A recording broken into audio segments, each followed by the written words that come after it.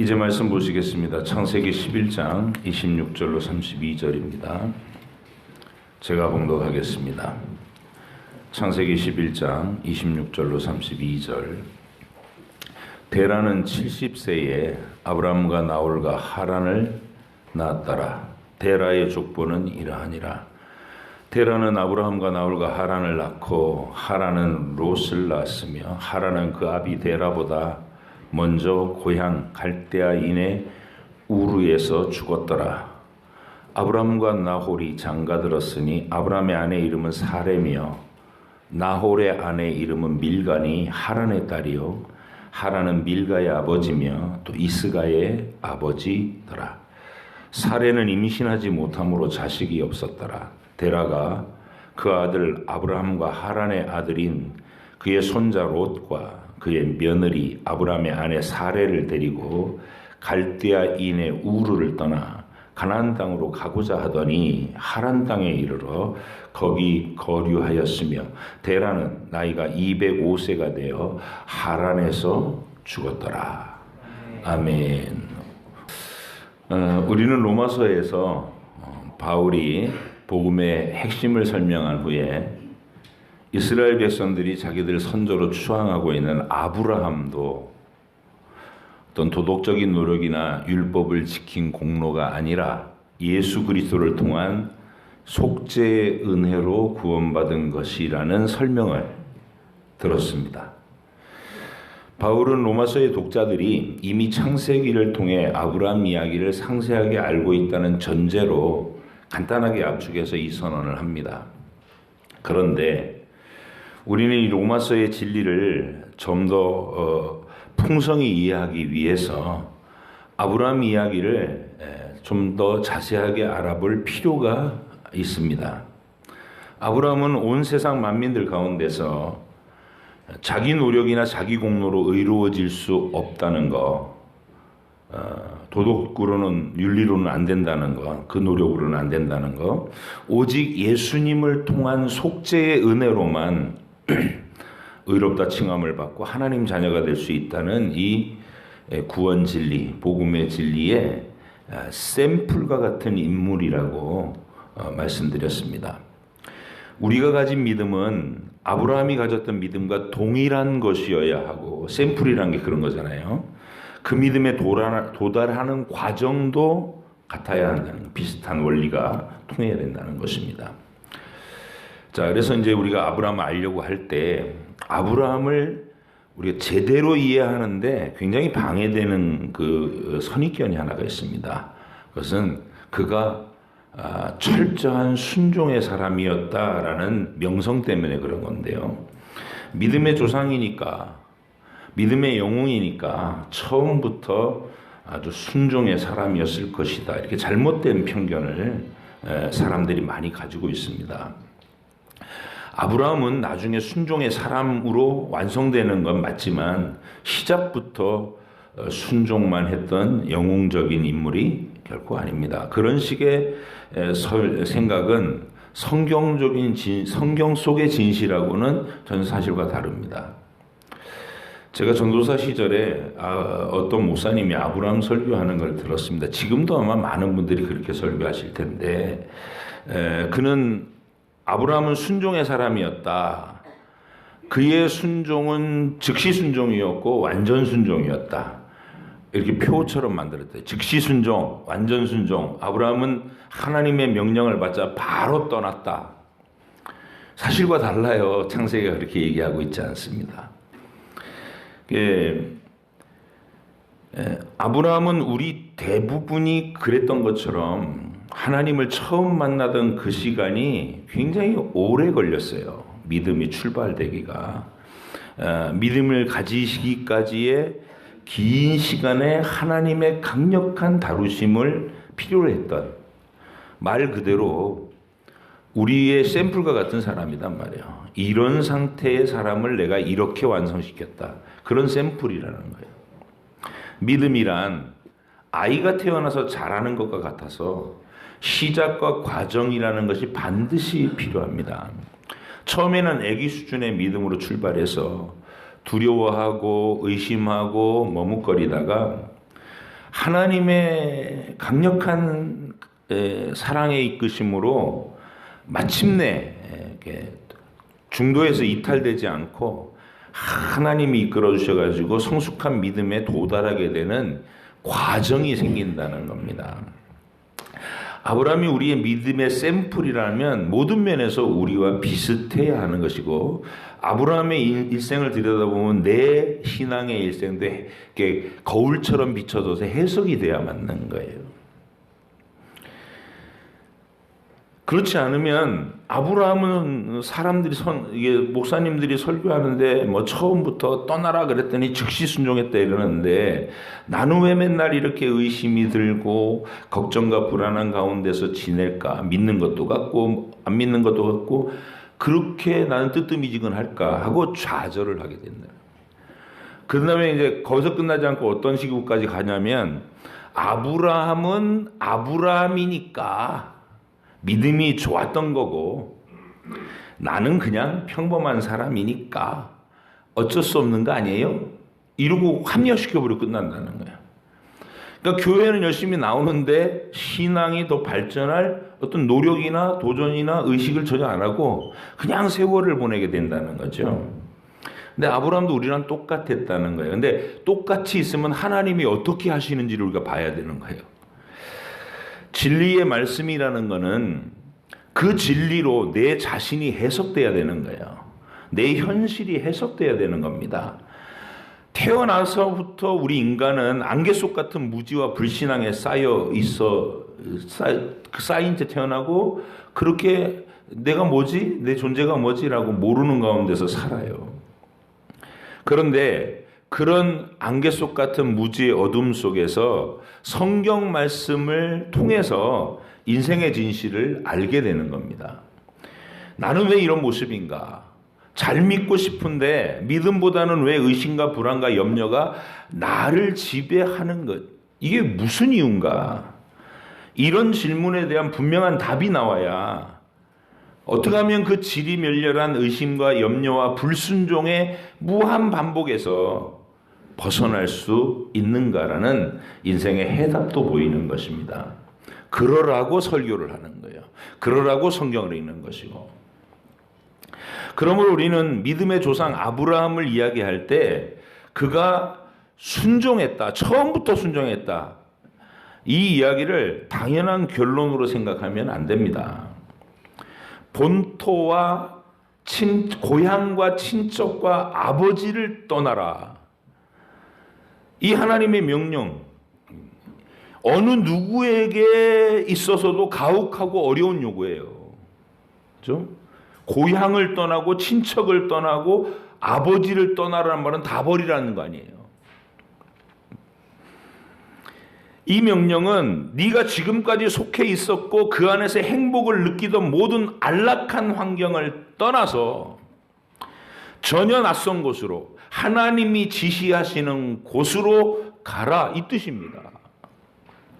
단순하게 장소를 옮기라는 내용이 아니고 지금까지 마음에 의지하고 있던 모든 것들을 내려놓고 오직 하나님만을 유일한 위로요 만족으로 바라봐야 되는 전혀 새로운 차원의 생활로 들어가라는 요구입니다. 안전했던 고향을 떠나서 늘 생존의 위협을 느끼는 이방 땅으로 가가지고 하나님 외에는 친척도 없이 하나님 외에는 달리 의지할 대상이 없는 상황 속에 들어가라는 요구예요. 하나님이 우리에게 신앙을 주실 때 그런 환경 속으로 우리를 밀어넣는 일이, 이걸 뭐라고 그래야 되죠? 필연적이라는 게 필연적. 안 그러면 우리가 하나님께 관심을 안 가지니까. 믿을 만한 게 내 주변에 있고 아버지가 든든하게 나를 아버지하고 입만 떼면 어이구 내 새끼하고 바로 해결해 주면은 하나님 쳐다보지 않는다는 거예요. 그래서 하나님은 우리에게 믿음을 시작하려고 하실 때 우리가 안전을 느끼는 그것부터 다 제거하시라고, 그렇게 다가오신다는 뜻입니다. 그런 위기의 땅으로 가서 하나님께서 하루하루 보여주시는 이 진리의 빛 아래서 인생의 의미와 인생의 가치와 인생의 목표를 완전히 새롭게 정립시켜 주시는 거, 그걸 성경이 구원이라 부른다 그 말이에요. 죽어서 천국 간다 이게 아니고 나를 전혀 새로운 차원의 사람으로 다시 새롭게 빚어서 그 방향으로 이끌어 가시는 것이 구원이다 말이죠. 아브라함이 하나님께로부터 받은 명령은 분명히 가혹하고 무리해 보이는 명령입니다. 그렇게 느껴질 수밖에 없는 명령이에요. 여러분도 그 명령을 받았으면 전부 다 뜨악할 겁니다. 아이고 하나님 왜 이러십니까? 그런 명령에 예스 그러면서 한마디에 순종했다고 하는 것은, 그렇게 설교하는 것은 그건 정말 맹신이나 광신을 조장하는 겁니다. 일종의 가스라이팅인 거예요. 그렇게 가르치면 안 됩니다. 그래서 우리가 제일 첫 번째로 정리해야 될 아브라함 이야기는 이런 거예요. 그가 얼마나 두려워했고 얼마나 갈등하며 머뭇거리며 그리고 주체적으로 결단하지 못하고 아버지한테 자꾸 그것을 밀었는가. 그래서 나중에 하나님이 어떻게 그를 어쩔 수 없이 떠날 수밖에 없도록 만드셨는가, 그 실상을 들여다봐야 된다는 말입니다. 바꿔서 말하면, 하나님 편으로 얘기하면 태어나면서부터 죄로 오염돼 있어서 하나님께 대한 감각도 없고 뭐 확신은 말할 것도 없고 염려, 의심, 불안, 겁쟁이고 의심투성인 우리가 어떻게 하나님의 강력한 개입으로 말미암아 이끄심을 통해서 마침내 믿음의 자리, 믿음의 사람으로 변화되어 가는가, 그 샘플을 아브라함을 통해 보시라 그 말입니다. 하나님께서 성경을 통해서 알려주시는 기독교 신앙의 특징은 인간 편에서 뭐 윤리적인 노력이나 선행과 도덕적인 어떤 종교적인 수행을 통해서 하나님을 찾아가는 게 아닙니다. 우리는 도 닦아서 해탈하는 종교가 아니에요. 우리는 그냥 죄인으로 태어나서 죄의 욕구 속에서 그냥 삽니다. 노력해도 죄인이에요. 그런데 그런 불가능한 우리에게 하나님이 먼저 찾아와 주신다는 겁니다. 내가 너를 택했다. 내가 너를 구원의 자리로 이끌어갈 것이다. 이게 하나님의 집념입니다. 그래서 사람들은 태어나면 누구든지 자기가 살고 싶은 대로의 방식을 좋아하고 하나님 간섭 없이 자기 충동대로 인생을 살고 싶어하는 경향을 가지고 있습니다. 이걸 죄라고 부릅니다. 그런 죄의 성향은 우리의 눈을 어둡게 만들어서 천지와 만물을 창조하시고 지금도 매일 은혜를 베푸시는 그 하나님을 무관심하게 만드는 거예요. 관심도 안 가지게.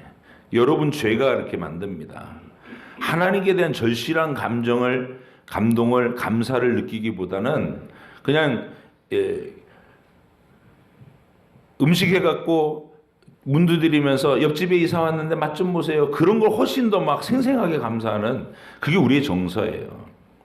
그래서 죄가 하나님의 은혜에 대해서 자꾸 게으르게 무지하게 만든다. 눈에 보이지 않는다는 이유로. 죄 없이, 하나님 없이 자기의 마음대로 살아가고 싶어하는 그 죄의 상태는 우리 인간들 자신에게는 익숙한 환경이고 그 익숙한 환경에서 행복을 느끼기까지 합니다. 그러나 하나님께서는 인생들이 하나님 없이 자기의 소욕대로 살아갈 때, 자기 마음대로 살아갈 때 그 끝은 필연적인 사망과 저주가 될 수밖에 없는 것 아십니다. 그래서 하나님은 우리를 그 멸망의 자에서 이끌어내기로 하나님 편에서 작정하시는 거예요. 우리 스스로 노력하지 못하니까. 성경에서는 이런 사실을 하나님의 택하심, 하나님의 예정, 하나님의 사랑, 하나님의 축복이라고 부릅니다. 우리 하나님의 축복 그러면 돈 주시는 걸로 이해하는데, 돈을 주면은 우리가 하나님께 관심이 안 가져진다니까요. 그래서 하나님의 축복은 오히려 택하신 영혼에게 돈을 뺏으십니다. 떵떵거리고 돈 펑펑 쓰며 살 수 있었던 사람한테 어느 날 갑자기 그걸 못하게 딱 끊어버리셔. 그럼 그때부터 인생이 뭔가 하나님은 누구신가 이러고 고민하기 시작한다는 거예요. 하나님은 그런 방식으로 다가오시는 분이다. 그래서 우리가 하나님 사랑을 받는다는 것은 처음부터 이렇게 쉽고 가벼운 느낌으로 받을 수 있는 게 아닙니다. 무게감이 있는 거예요, 인생이. 신앙생활 하기 전이 신앙을 갖게 된 시간, 지금, 이걸 어떻게 설명해야 되나? 신앙생활을 하고 난 이유가 안 믿을 때보다도 훨씬 더 힘들다는 생각을 하게 될 때가 많아요. 이유가 있는 거예요. 아브라함도 그랬다고요. 우리의 샘플인 아브라함도. 우리에게 영원한 생명을 주시기 위해서 현실의 인생에서 가장 중요한 자기결정이나 최후의 자존심까지도 다 포기할 것을 요구하시는 게 하나님이시기 때문에 그렇습니다. 우리가 참된 신앙으로 자라가고 구원의 자리에 도달하려고 완성되려고 하면 내 인생을 걸고 그 심각한 요구 앞에 반드시 서야만 하는 거예요. 필연적으로 통과해야 되는 겁니다. 예수님은 이런 출발의 비밀을 뭐라고 말씀하셨냐면 누구든지 나를 따라오려거든, 바꿔 말하면 누구든지 나를 통해 구원을 얻으려거든 자기 십자가를 지고 나를 따라야 한다 이렇게 말씀하셨어요. 여기서 말하는 자기 십자가는 내게 인생의 고민과 어려움을 짊어지는 그 정도 참고 주님을 따라야 된다, 그 정도 뜻이 아니에요. 참고 주님을 따라야 된다는 뜻이 아니고 주님이 십자가 위에 달려 죽으신 그 십자가에 죄 아래 태어나서 불신앙과 의심에 갇혀있던 나도 거기에 달려 죽어야 한다는 뜻이에요. 그리고 예수님이 3일 만에 부활하신 그 부활과 더불어서 이제는 하나님을 사랑하고 확신하는 믿음의 내가 예수님과 함께 새롭게 살아나야 한다는 뜻이에요. 그게 자기 십자가를 지고 나를 따라야 된다는 말이에요. 하나님은 이런 신앙의 과정을 아브라함을 통해서 우리에게 보여주고자 하신 겁니다. 그러니 우리와 마찬가지로 아브라함에게 있어서도 네 삶의 안락한 모든 근거들을 고향, 친척, 아버지를 다 떠나라고 하신 하나님의 명령은 당연한 것이고 필수적인 과정인 것입니다. 아멘이십니까? 이거 점검해 보셔야 돼요. 나한테 이 과정이 있었나. 자, 그런데 그 명령을 받는 우리의 입장에서는 그게 너무나 가혹한 명령이란 말이에요. 내가 즉각 예하고 순종하기에는. 그래서 정말 버텨요. 버틸 수 있는 데까지 버틴다고 우리는. 아브라함도 그 명령에 순종할 준비가 전혀 되어 있지 않았어요. 그때 아브라함은 자기의 행복의 근거를 하나님이 아닌 아버지 1순위, 그리고 친척, 그리고 고향 땅 여기다 두고 있었던 거예요. 하나님 그걸 아시고 떠나라 그러신 거예요. 그것 내려놔야 네가 나 만날 수 있다. 그러니까 그것이 행복의 근거였던 사람한테 그거 버리고 떠나가라 그러니까 그건 거의 본래의 자신이 죽는 것과 같은 고민. 십자가 지는 거예요. 십자가에서 죽는 거. 다른 것들을 의지하던 아브라함은 죽고 살아계신 하나님만을 자기의 행복의 유일한 근거로 믿고 신뢰하는 새로운 아브라함이 탄생해야 되는 과정. 우리가 그걸 지금 보고 있는 거예요. 그 탄생의 과정이 쉽지 않다는 거죠. 오늘 우리가 읽은 창세기의 본문은 아브라함이 하나님으로부터 택하심을 입고 고향과 친척과 아비 집을 떠나라는 명령을 받았던 그 출발점을 보여주고 있는 거예요. 26절에서는 오늘 본문 26절에서는 데라가 70세에 아브라함과 나홀과 하란을 낳았다 이렇게 기록되어 있습니다. 그런데 32절에서는 데라가 205세에 죽었다 이렇게 됐어요. 205세를 향수고 돌아가셨다. 그러면 12장 4절로 또 가시면 아브라함이 아버지 데라가 죽고 나서 하나님의 재촉을 받아 가나안 땅으로 드디어 들어온 나이가 75세라고 합니다. 아버지가 돌아가시고 가나안 땅에 들어온 그 나이를 빼면, 그죠? 아브라함의 아버지 데라가 돌아가신 나이에서 아브라함이 그때 몇 살이었나를 빼면 몇 살에 그 아들을 낳는지가 나오죠. 아브라함이 데라가 몇 살에 낳은 아들이에요? 130세. 그죠? 130세. 아브라함은 130살에 낳은 아들이에요. 근데 아까 26절에서는 뭐라 그랬어요? 70세에 아브라함과 나홀과 하란을 낳았다 이렇게 됐잖아요. 근데 아브라함은 130살에 낳은 아들이라고. 그러면 70세부터 낳기 시작해서 몇 년의 격차가 생겨요? 50년의 차이가 있어요. 터울이 그렇단 말이에요. 형제들이. 하란과 나홀이 그 둘 중에 하나가 장자인 건데, 그러니까 도대체 70살에 낳은 아들이 나홀이냐 하란이냐가 문제예요. 그죠? 아브라함은 130살에 낳은 게 맞고 이미 정해져 있으니까. 그러면 하란이 형일까요? 나홀이 형일까요? 그것도 본문에서 유추해 볼 수 있어요. 왜냐하면 나홀이 이 하란의 딸, 그러니까 둘째가 제일 맏형의 딸과 결혼을 해요. 보이십니까? 그 내용이? 나홀이 결혼한 밀가가 누구 딸이래요? 하란 딸이래요. 그럼 누가 형이겠어요? 하란이 형이지. 그러면 순서가 어떻게 돼요? 70세 낳은 아들은 장자 하란. 한 25년쯤 지나갖고 둘째 태어난 게 나홀. 그 다음에 130살에 낳은 막내 아들이 누구? 아브라함. 그러면 하란과 나홀과 아브라함을 낳았더라 이렇게 썼어야 되는데 왜 거꾸로 썼을까요? 아브라함과 나홀과 하란이라고? 그건 모세의 습관이에요. 태어난 순서로 쓰는 게 아니라 중요한 사람 순서로 쓰는 거. 그럼 모세 마음이죠. 우리가 그걸 잘 파악해서 읽어야 되는 거예요.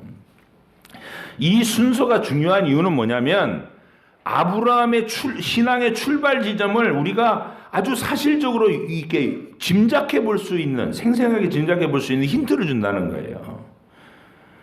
여러분 들어보세요. 그 가족들이 아버지 데라가 다른 신 섬기면서 우상을 만들어 파는 공장의 사장님이었으니까 그 가족들이 갈대아 우르에서 우상 장사를 하면서 지내고 있을 때 창조주이신 여호와 하나님이, 영광의 하나님이 데라 가문의 막내 아들인 아브라함에게 나타나셔서 내가 너를 택했으니까 너 고향과 친척과 아버지를 떠나라, 자꾸 이렇게 계시를 주시는 거예요. 꿈에 하셨는지 환상에 하셨는지. 한 번 뜩 하고 마신 게 아니라 계속 나타나시니까, 그러면 한 번도 태어나서 자기가 결정해 본 적이 없어. 아브라함은 막내가 아버지만 의지했다고요. 꿈만 꿔도 아버지 저 어떻게 하면 좋아요 이러고 달려가는 애니까 얘기했겠죠. 아버지 여호와라는 신이 자꾸 나타나서 나보고 고향도 떠나고 친척도 떠나고 심지어 아버지까지 떠나래. 그러면 아버지 데라가 뭐라고 했을까요? 어이구 그래 아들아 그 신 말 들어야 된다. 아니요. 데라는 다른 신 섬기고 있었다니까요. 얘야 네가 허약해서, 몸이 허약해서 그러구나. 보약이나 한참 먹어야 되겠다. 그렇게 대꾸했을 거예요. 완강하게 반대했을 겁니다. 아브라함은 하나님의 명령에 주체적으로 반응할 힘이 없었어요. 그럴 용기도 없었고, 그러는 중에 집안의 장남이 덜컥 죽은 겁니다. 데라가 여호와 하나님이 떠나라는 명령을 자꾸 한다는 말을 듣고 그건 개꿈이야 이렇게 막고 있었을 때 하나님이 그 집의 장자를 데리고 가셨다는 건 누구를 압박하는 거예요? 데라를 압박하는 거죠. 너 네 아들 아브라함이 떠나는 거 계속 붙잡고 있을래? 너 네 가문이 온전할 줄 아느냐? 하나님이 협박을 하시는 거예요. 누구를 부르시려고?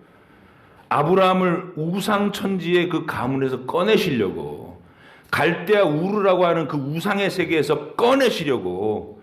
하나님은 시시하게 그냥 한번 말해보고 안 되면 말고 그러신 분이 아니라 강력하게 개입하시는 분인 거예요. 한번 택하신 영혼은 어떤 일을 해서라도 건져내시는 분이라 그 말입니다. 맏아들 하란이 덜컥 죽으니까 데라가 깜짝 놀라고 두려움에 사로잡힙니다. 그래서 정작 고향 땅을 떠나는 거는 아브라함이 결단하고 순종해서 떠나는 게 아니고 누가 주도해요? 데라가 주도해서 고향 땅을 떠납니다. 31절을 보세요. 고향을 떠나 가나안으로 향해 가는 일에 주어가 아브라함이에요, 데라예요? 데라잖아요, 데라가. 깜짝 놀란 거죠. 그런데 데라는 하나님의 부르심의 당사자가 아니에요. 믿음이 있을 리가 없죠. 그러니까 결국 유프라테스 강까지 와가지고 우리식으로는 만주가라 그러는데 압록강까지 간 거예요. 근데 압록강변에 도착해갖고 난 죽어도 못 간다 그러고 주저앉아 버렸어요. 가나안 땅을 향해 가다가 거기서 주저앉았다고. 그리고 그 강가에다가 마을을 짓고 살았는데 마을 이름을 죽은 장남의 이름 하라는 마을 이름을 줬어요. 그리워했다는 걸 알 수 있죠. 그런 이유로 아브라함은 다시 아버지에게 발목이 잡히고 만 겁니다. 순종 못했어요. 데라가 죽고 나서야 하나님이 다시 한번 아브라함에게 강력하게 재촉하십니다. 그는 그제서야 하나님의 지시받은 땅으로 들어오게 됐어요. 그 어떤 의미에서는 자발적으로 들어온 게 아니라 거의 하나님의 강권하심에 이끌려 두려워하면서 머뭇거리면서 마지못해 끌려온 겁니다. 아브라함을 불신앙의 자리에서 불러내시는 것은 떠나라 이렇게 한마디 명령으로 하신 게 아니고 하나님의 강력한 개입. 우리가 자꾸 의심하면서 머뭇거리고 있으면 그 다음에 하나님의 행동이 따라온다고요. 이걸 보시라는 겁니다. 믿음을 고백하고 주님만 사랑합니다. 아브라함 같은 믿음을 순종으로 이렇게 응답해 가시는 분들은 대부분 이 과정을 통과하신 분들이고, 아직까지 의심과 머뭇거림 속에서 있는 분들은 하나님이 여러분의 인생에 끊임없이 이 노크를 하고 계시다는 걸 이렇게 해석을 해봐야 되는 거예요.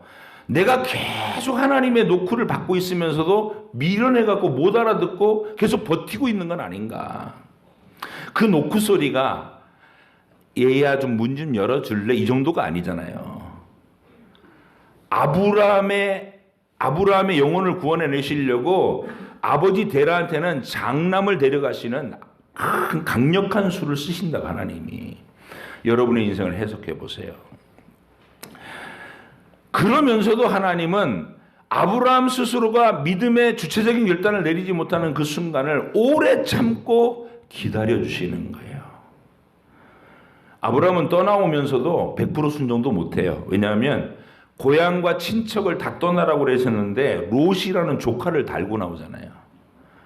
여러분, 맏형인 아들이 하란의 아들이거든요.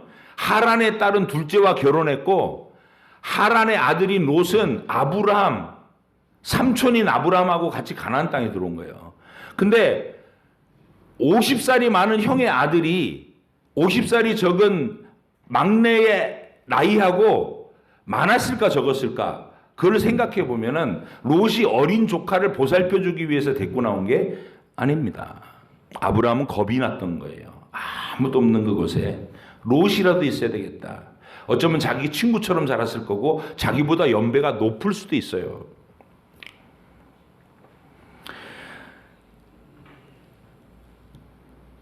하나님은 이렇게 한 영혼을 택하시고 불러내실 때 하나님의 오래 참아주시지만 마침내 불러내시기 위해서 무슨 일이든 하시는 분이십니다. 그 사랑이 그만큼 여러분을 향해 집념 어린 사랑이라는 거예요. 뜨거운 사랑이라는 거예요. 시시한 사랑이 아니고 너 나랑 같이 갈래? 싫음 말고 이 정도가 아니라는 거예요. 내가 너를 택했다. 내가 너를 지명해 불렀다. 내 목숨을 다 쏟아 넣어서 너를 사랑하고 앞으로 사랑할 것이다. 따라와라 하고 끌고 가시는 분이에요. 안 따라 나서면 어떻게 하신다고요? 그 다음은 얘기 안 할래요. 여러분들이 해석해 봐야 돼요. 자, 아브라함 출발 지점에서 아버지 데라의 고집으로 머뭇거린 것과 집안의 장자를 죽게 하시는 하나님의 강력한 개입이 있으셨다는 사실은 구원의 출발이 우리의 결단 이전에 하나님 편에서의 강력한 이끄심이라는 걸 알게 해주는 겁니다. 이걸 알아야 구원의 신비를 아는 거예요. 그분은 우리가 두려워하고 머뭇거리고 연약함에 쌓여 있을 때 오래 참고 기다려 주십니다. 결국 자기가 자발적으로 아버지 못 따라니까 아버지 돌아가실 때까지 그 옆에 붙어 있게 그냥 내버려 두셨잖아요. 그분은, 하나님은 우리의 연약함에 대해서 오래 참고 기다려주시는 분이시지만 동시에 반드시 이 구원의 시작을 이루어야 마시는 집념의 하나님이시라는 것을 분명히 알아야 됩니다. 우리가 오늘 살펴본 내용으로 본다면 믿음의 출발 지점에서 아브라함은 전혀 순종의 사람이 아니었습니다. 어느 것도 순종한 게 없어요. 고향을 떠날 결심은 데라가 했잖아요. 큰아들이 죽으니까 데라가 했지. 그 다음에 아버지 떠나라고 그랬더니 못 떠나고 끝까지 붙잡혀 있었잖아요. 돌아가신 다음에 겨우 떠났잖아요. 그건 하나님이 하신 거지 자기가 순종한 게 아니잖아요. 그것도 안 돼. 아버지도 없더라. 기껏 하나님 가라고 하신 땅에 들어왔는데 누굴 달고 와요? 친척을 달고 와요. 순종한 게 하나도 없네. 말 그대로 아브라함은 뭔가 잘한 게 있어서 보상으로 구원받는 사람이 결코 아니라는 뜻입니다. 그는 우리와 똑같이 하나님의 명령을 받고도 도무지 믿음으로 반응하지 못하던 의심과 두려움의 사람이었습니다. 그러나 그런 죄인을 하나님이 먼저 택하여 주시고 그가 믿음의 길로 들어설 때까지 오래 참고 기다려 주시면서도 동시에 끊임없이 재촉해 주셨던 집념의 사랑을 보여주셨습니다. 우리가 소망으로 품을 수 있는 건 바로 이 하나님의 이런 사랑입니다. 나를 붙잡고 놓쳐버리시는 분이 아니에요. 내가 너를 지명했다. 내가 너를 선택했다. 너를 사랑할 거야. 하나님이 여러분을 부르신 그 순간부터 하나님이 여러분을 한순간도 놓치시는 적이 없습니다. 여러분이 그런 하나님께 무관심하면 어떤 일이 벌어질까요? 하나님은 속알을 하시면서 계속 기다리시겠죠. 10년이 될 수도 있고 20년이 될 수 있는데, 근데 내 영혼이 치명적으로 무지함으로 계속 인생을 다 흘려버리려고 하시면 하나님은 이제 우르릉 쾅쾅 하는 노크 소리를 주신단 말이에요. 그게 수많은 사람들이 하는 간증이에요. 내가 예수 안 믿을 땐 사업이 잘 돼갖고 세상에 나만 잘난 줄 알고 막 교만이 하늘을 찔렀는데 어느 날 하나님이 나를 꼬꾸라뜨리시는데 이것도 망하고 저쪽도 망하고 길도 다 막히고 또 몸은 병들어 죽을 뻔하고 그런 자리에서 내가 아무것도 할 게 없어 기도원에 들어가서 주여 살려주십시오 하고 그랬더니 하나님이 나한테 은혜를 이게 간증의 테마 아니에요? 여러분은 어떠십니까? 해석이 될 거예요. 내 인생도 그때 그랬구나. 내가 고집을 부리고 있을 때 하나님은 나를 간절히 찾으셨구나. 여러분, 여러분의 인생에 어려움을 닥칠 때 그 어려움만 보고 낙심하지 마세요. 하나님은 여러분을 위해서 아들을 화목제물로 이미 바치신 분이고 여러분에게 영원한 삶을 이미 허락하신 분입니다. 두려워하지 마시고 하나님이 이끄시는 그 길을 한 걸음 한 걸음 두렵지만 따라가시기 바랍니다. 여러분 반드시 하나님 안에서 담대한 행복의 시간들을 확신할 수 있게 되는 아브라함과 같은 믿음에 들어서게 되실 겁니다. 기도하겠습니다.